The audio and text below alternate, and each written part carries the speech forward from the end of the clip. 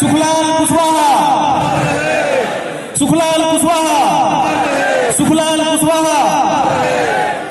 सबसे पहले हम सबके मार्गदर्शक और जिन्होंने सामाजिक चेतना जगाने के लिए जगह जगह एक अलग जगाने के लिए पूरे मध्य प्रदेश नहीं बल्कि भारत देश में भ्रमण करके और सबको जोड़ने का जो काम किया, आर्थिक सामाजिक रूप से पिछड़े हुए, चाहे वो पिछड़ा वर्ग के लोग हो, चाहे हमारे अनुसूचित जाति जनजाति वर्ग के लोग हो, उनको सबको एकत्रित करके एक नई दिशा देने वाले ऐसे महान पुरुष जो आज हमारे बीच में नहीं है, हम उनको अपनी तरफ से कांग्रेस पार्टी की तरफ से विनम्र श्रद्धांजलि अर्पित करते हैं कि ऐसे नेता जो आज हमारे बीच में नहीं है, आज हम उनकी जन्म जयंती समारोह मनाने के लिए यहाँ पर उपस्थित थे और उनके होशियार लाडले बेटे जिन्होंने उनके विचारों को आगे बढ़ाने का लगातार प्रयास कर रहे हैं, हम उनको भी बधाई देते हैं। सिद्धार्थ कुशवाहा जी को भी,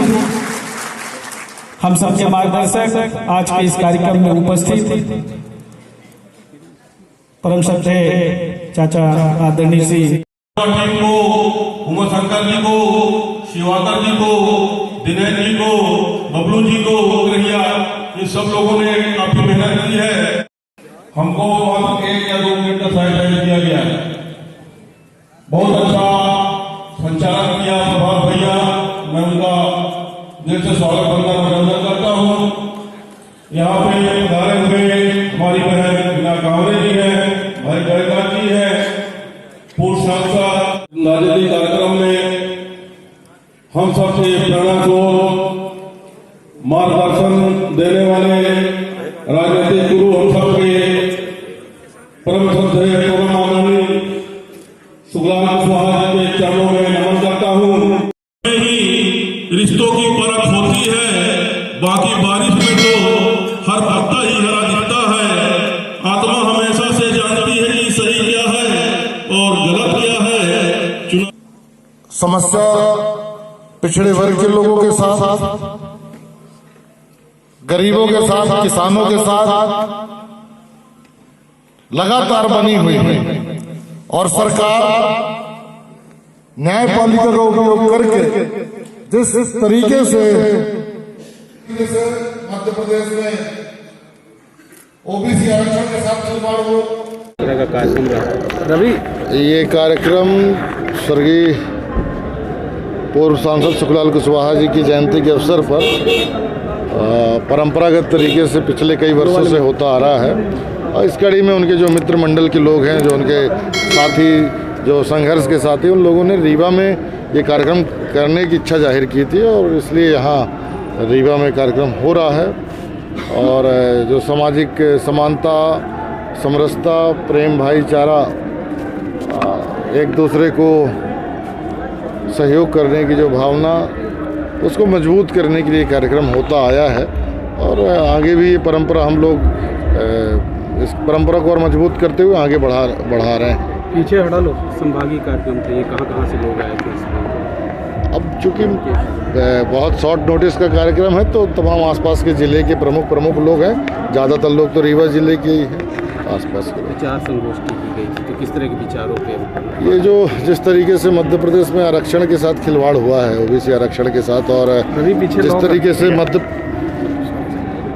जिस तरीके से मध्य प्रदेश में किसानों को या देश भर के किसानों को जिस तरीके से सरकारों ने ठगा है, जिस तरीके से लोगों को भ्रमित किया है, ये चिंताजनक विषय है और इन विषयों पर चर्चा हो रही है कि आगे क्या करना चाहिए, कैसे करना चाहिए और इन समस्याओं से कैसे लड़ पाएंगे, कैसे इनसे बाहर निकल पाएंगे। देखिए, हमारे सिद्धार्थ कुशवाहा जी जो विधायक साथी हैं, उनके पूज्य पिताजी जो स्वर्गीय सुखलाल कुशवाहा जी, जो एक समाज सेवी और समतामूलक समाज के बहुत बड़े जुझारू नेता थे।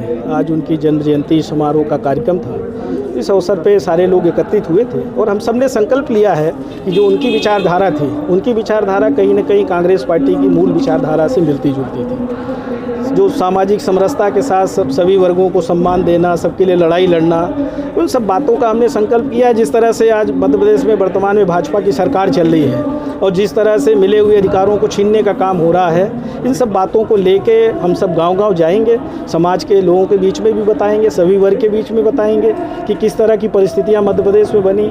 हमारा पंचायत चुनाव जो 5 साल में होता है, इनकी गलतियों की वजह से आज क्या स्थिति हो गई, मजाक बन गया है। बिना सोचे समझे अध्यादेश लाते हैं, फिर अध्यादेश वापस करते हैं, विधानसभा में स्थगन प्रस्ताव लाना पड़ता है, आरक्षण खत्म हो जाता है जो अधिकार मिला हुआ था। मध्य प्रदेश पहला ऐसा राज्य था जो 73वां 74वां संशोधन विधेयक स्वर्गीय राजीव गांधी जी लेके आए थे, जिसके तहत नगरीय निकाय और पंचायती राज में अधिकार मिला हुआ था। आरक्षण रोटेशन में होता था, परिसीमन होता था 5 साल में और उसके तहत चुनाव होता था। सभी वर्ग के लोग संतुष्ट थे। पर ये नया अध्यादेश लाके जो ला नहीं सकते, इनके अधिकार क्षेत्र के बाहर का था, लाके और सबको आज किस स्थिति में पैदा कर दिया। अभी तक तो लोग नौकरियों में आवेदन जमा करते थे, पैसा जमा करते थे, वो वापस नहीं मिलता था। अभी तो इनने क्या मजाक किया है, 250-300 करोड़ रुपए तो इन्होंने जमा करा लिया नो ड्यूज क्लियर कराने में गांव के लोगों से, और फार्म जमा कराने का, फार्म जमा करने का जो पैसा लगता है वो जो अलग जमा कराया। अब बोलते हैं आवेदन दो और पैसा वापस ले जाओ। ये मजाक ही तो है और क्या है। और आरक्षण अलग चला गया, चुनाव अलग समय पे नहीं हुआ और जो व्यवस्था हमने बनाई थी वही व्यवस्था फिर लागू हो गई, फिर प्रधानों को अधिकार दे दिया गया। हमने तो उस समय व्यवस्था बनाई थी क्योंकि कोविड का संकट भी आ गया था, दूसरा सरकार की अस्थिरता ऐसी हो गई थी और हम प्रशासनिक अधिकारियों के हाथ में अधिकार नहीं दे सकते थे, इसलिए हमने चुने हुए जनप्रतिनिधियों को अधिकार दिया था। पर ये उद्देश्य नहीं था कि इतना लंबा अधिकार जो है मिला रहे। 5 साल में रोटेशन में जब चुनाव होता है तो ये ठीक है, 6 महीना डिले हो सकता था, साल भर हो सकता था, बाकी सारी गतिविधियाँ करते रहे। जबकि रोटेशन में आरक्षण, आपका परिसीमन सब समय पे हो गया था और समय पे होने के बाद भी 18 महीने तक वैलिडिटी थी। सरकार चाहती तो करा सकती थी, बाकी रैलियाँ, बाकी चुनाव हुए, पर पंचायत चुनाव, नगरीय निकाय चुनाव को प्राथमिकता नहीं दिया।